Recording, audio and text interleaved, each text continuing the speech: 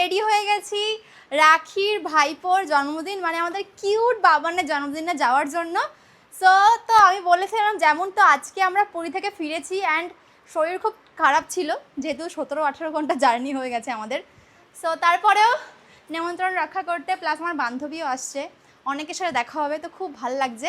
তো ওই জন্য ভাবলাম কি ঘুরেই আসি 1 ঘন্টার জন্য হলেও। আমি এই সিম্পল ড্রেসটা পরেছি, বাট ড্রেসটা এত অ্যাফোর্ডেবল প্রাইসে পেয়েছি, ভাবিনি পরার পর এত সুন্দর লাগবে।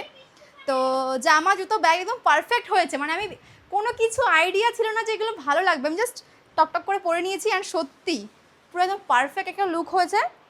আর আজকে আমি হেয়ারটা একদমই স্ট্রেট রেখেছি, মানে স্ট্রেট করিনি, আমার ন্যাচারাল হেয়ারই এমন, মানে স্ট্রেট করিনি। ভাবছিলাম একটু কার্ল করবো, তো ভাবলাম সবসময় কার্ল করি, আজকে একদম নর্মাল একটা ন্যাচারাল হেয়ার লুকে থাক। আই থিঙ্ক এর সঙ্গে মানিয়েছেও। তো কোনো ক্লিপ নিইনি, বাই দ্য ওয়ে, অনেকে বলো বাচ্চাদের মতো কেন ক্লিপ নিই, আজকে কোনো ক্লিপ নিইনি।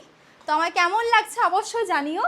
তো ওইদিকে হৃদয়ও রেডি হয়ে গেছে, তো এখন আমরা যাবো। আমি এখনও গিফট কিনিনি, তো রাস্তা থেকে গিফট কিনে দেন যাবো। তো চলো যাওয়া যাক, কেন আমার কেমন লাগছে অবশ্যই কমেন্ট করবে। তো চলো।